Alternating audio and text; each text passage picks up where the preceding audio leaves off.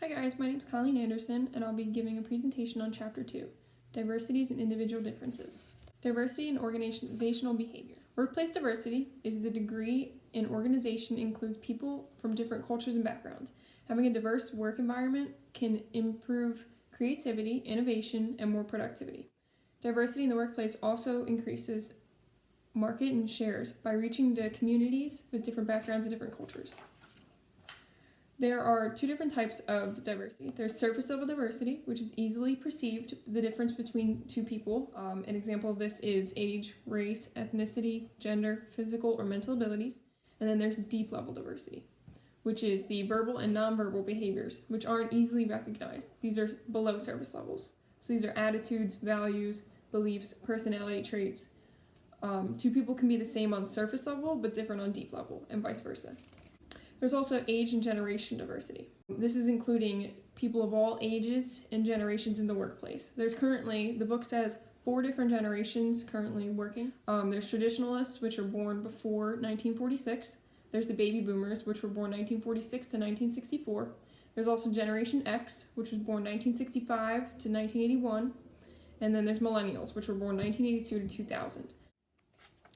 I would argue that the traditionalist generation is moving out of the workforce, whereas the new generation, Generation Z, is moving into the workforce. There's different biases on the different generations. There's the bias that the traditionalists and baby boomers are less technologically advanced, they're hardworking conservatives, whereas Generation X and millennials are more tech savvy but tend to be lazier workers, and managers need to stay away from these biases. There's race and ethnicity diversity. Race is the physical appearance, a person's skin, hair, or eye color.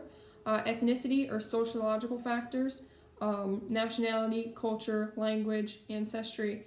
The two are used interchangeably, but they should not be. They're two different things. Discrimination against both ethnicity and race is a big part in U.S. history. We need to treat everyone as individuals so that you can utilize all of their individual traits that they bring to the table. It increases more diversity and encourages different views. There's gender and sexual orientation diversity. Gender diversity is equal representation of men and women in the workplace. Within U.S. history, there's been a lot of struggle and workplace barriers with women in the workforce. They've made major progress, but they're still hampered by the glass ceiling, which is the invisible barrier limiting the ability for women to progress to senior positions. Also, sexual orientation diversity, which is a person's sexual identity or the gender he or she is attracted to. There's still progress that needs to be made in regards to sexual orientation inclusivity. There are currently 32 states in which an employee can be fired for their sexual orientation, for being a part of the LGBTQ community. There's diversity in abilities, which is the representation of people with different mental and physical abilities within organizations. People with disabilities have limitations on what they can do, but with the proper training, they can utilize their abilities and can be a real asset to any organization. There's currently 50 million people with disabilities in the US, and 50% of them are currently unemployed. With all these different diversities, diversity training is a big thing within organizations to try and decrease biases and break down prejudices. Many organizations require a type of diversity training, but with the number of discrimination lawsuits rising, leading to people to believe that diversity training is ineffective. Now, with diversity, we need to recognize individual differences between people. That's the behavioral and cognitive differences and similarities among people. Many people must have high self-awareness in order to understand individual differences among people. You must understand your own feelings and behaviors and personality traits in order to be aware of somebody else's. Focusing on individual differences, you need to pay attention to self-concept, which is the belief we have that we know who we are and how we feel about ourselves. There's 2 key components to this. There's self-esteem, which is the belief we have in our own worth.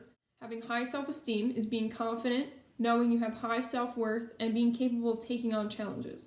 Low self-esteem is self-doubting, low opinion of oneself, and you tend to shy away from challenges. The second key component is self-efficacy, the belief in our own ability to succeed in tasks and situations. One can be high in one and low in the other. An example of this is you can have high self-esteem when it comes to a class and the course material, but when it comes to taking the exam, you're low in self-efficacy, in which case you may think that you might fail the exam or not be a great test taker.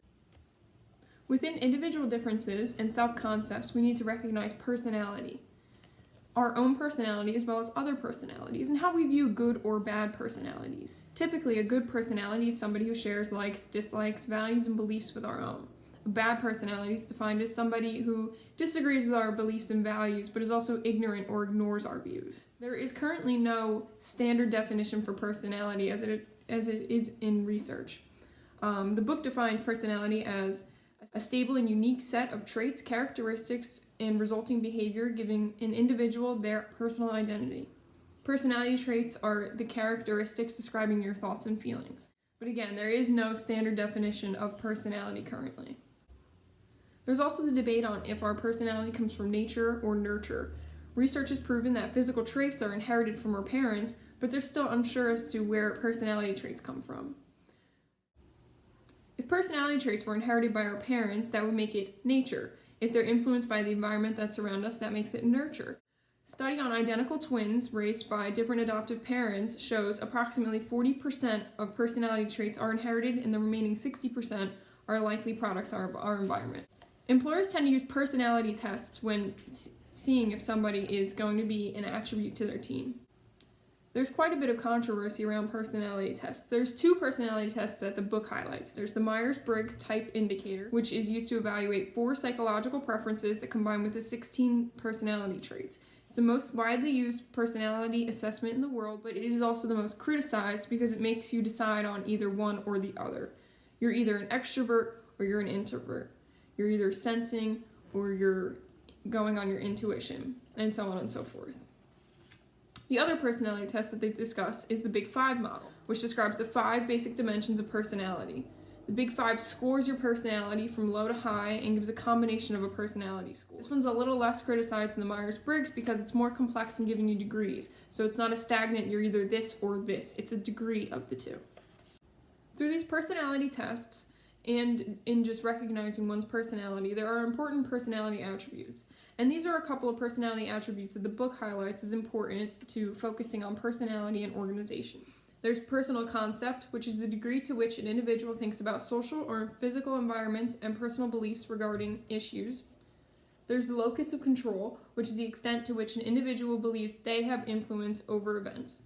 There's 2 types. There's internal, which allows people to believe they're responsible for influencing events, and there's also external, which allows a person to believe that outside environment is influencing events. There's Machiavellianism, which describes the behavior of people who manipulate others and use unethical practices for personal gain. These are others that are likely to lie in situations to move further on. Some more personal attributes. There's self-monitoring, which is the degree people adjust their own behavior to accommodate different situations around them. There's proactive personality, which is the extent to which individuals are likely to take initiative to change certain situations. There's type A, type B orientation, which is how employees react to stressful situations. Type A is more competitive, impatient, aggressive, and they're very achievement-oriented. Type B is relaxed, they're easygoing, and less competitive. There's also risk-taking personality, which is a tendency to engage in behaviors that either have a positive or negative outcome without really weighing the odds. In conclusion, diversity is a necessary factor to have a successful organization. It promotes a more creative and innovative environment, and it helps reaching out to diverse cultures and promoting more marketing opportunities.